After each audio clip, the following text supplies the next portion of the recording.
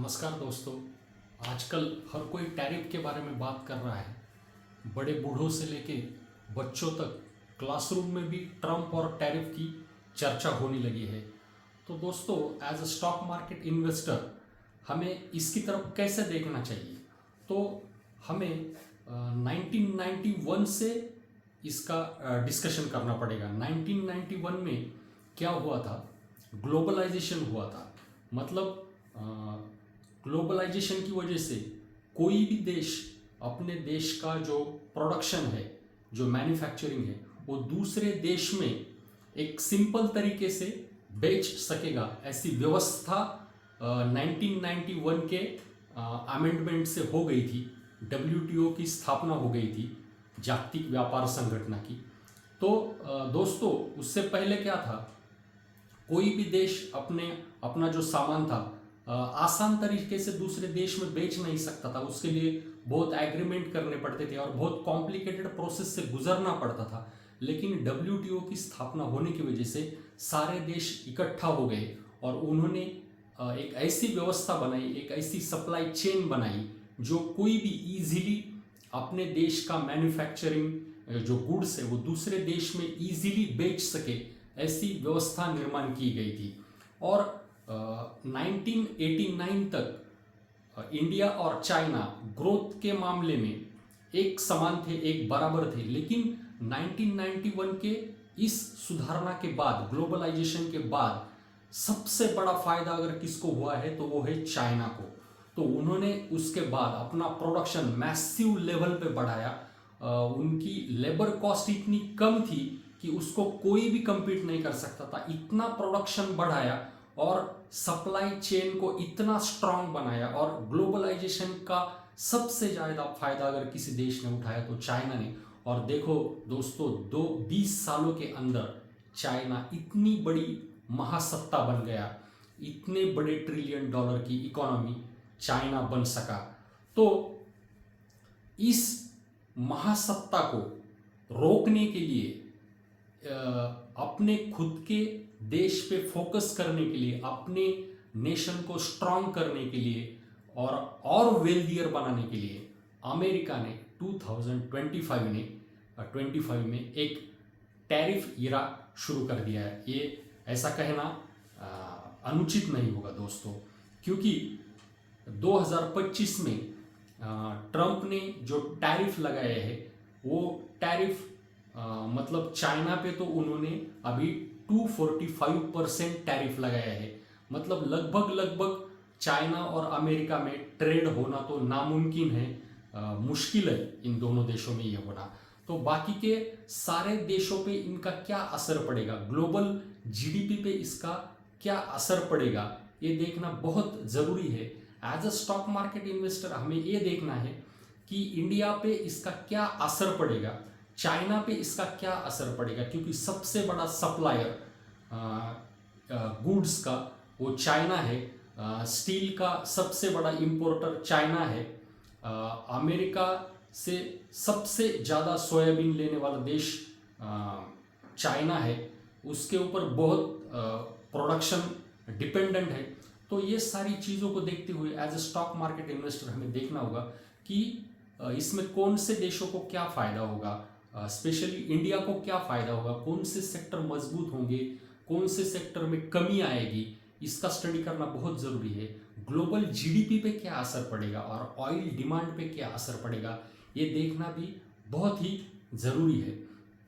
तो दोस्तों, हमने देखा जो कंपनियां जिनका मार्केट इंडिया है, तो वो जो कंपनियां हैं उनमें तो कोई प्रॉब्लम नहीं दिख रहा है, उनमें तो कोई असर नहीं दिख रहा है। स्पेशली कंजम्पशन से रिलेटेड जो कंपनियां हैं, एफएमसीजी कंपनियां हैं, पावर सेक्टर की कंपनियां हैं, ऐसी कंपनियों में ऑयल मार्केटिंग कंपनियां हैं। ऐसे देशों में हमें कोई भी ऐसे सेक्टर में हमें कोई भी दिक्कत नहीं दिख रही है। लेकिन जो सेक्टर टोटली अमेरिका पे डिपेंडेंट है, जैसे आईटी सेक्टर है, उस पर वो असर साफ साफ दिखने लगा है। अर्निंग कम हो रही है। अभी विप्रो का रिजल्ट आया था, वो भी एस्टिमेशन से बहुत ही कमज़ोर था। टीसीएस का रिजल्ट भी कमज़ोर था। हालांकि ग्रोथ गाइडेंस जो उन्होंने दिया है वो ठीक ठाक है, लेकिन फिर भी आईटी सेक्टर में अभी एंट्री लेने का बिल्कुल समय नहीं है।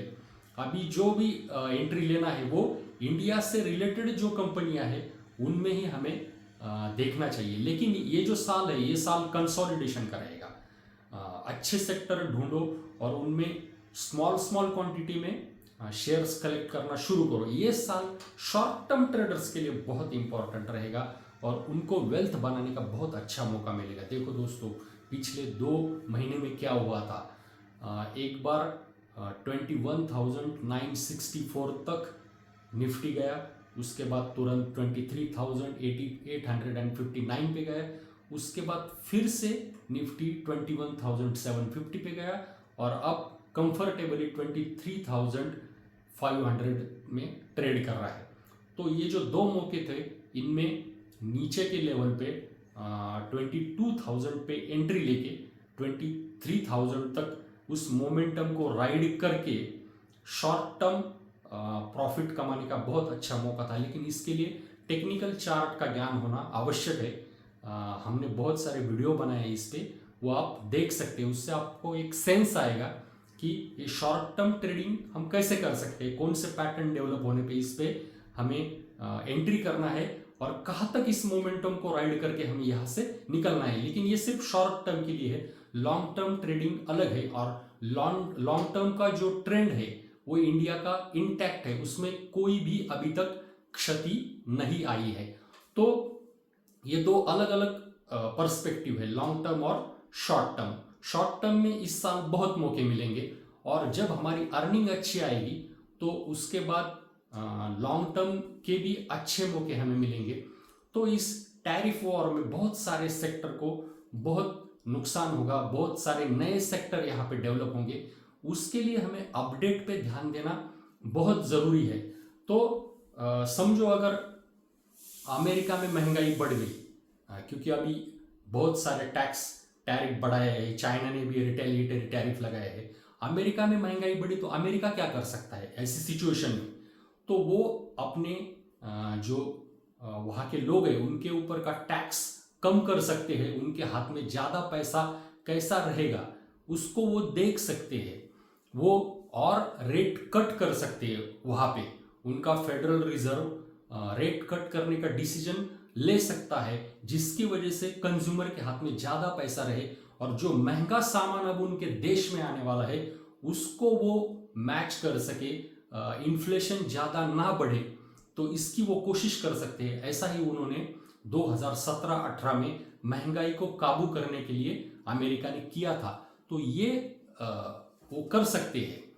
तो दोस्तों, हमें इस मार्केट में एक ही काम करना है, शॉर्ट टर्म के मौके ढूंढने हैं, मोमेंटम में हमें जाना है और शॉर्ट टर्म में ही प्रॉफिट बुक करना है। लॉन्ग टर्म के जो स्टॉक्स है, जो सेक्टर है, उनको हम नीचे लेंगे, नीचे के भाव पे लेंगे, हम ऊपर के भाव पे उन्हें नहीं लेंगे दोस्तों।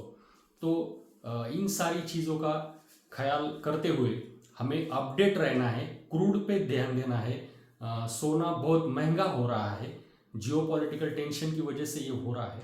तो हमें अपडेट रह के इस मार्केट को क्लोजली ट्रैक करना है, वॉच करना है और फिलहाल मिड कैप स्मॉल कैप में इन्वेस्ट नहीं करना है, फ्यूचर एंड ऑप्शन नहीं करना है, पेनी स्टॉक्स में नहीं घुसना है, स्पेकुलेशन बिल्कुल नहीं करना है, ब्लू चिप स्टॉक में ही रहना है इस साल हमें।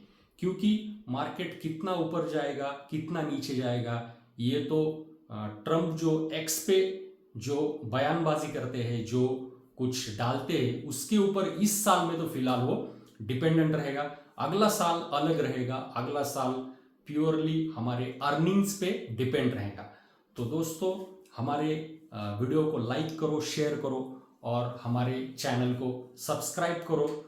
हम हमारी वाणी को यहीं पे विराम देते हैं। धन्यवाद।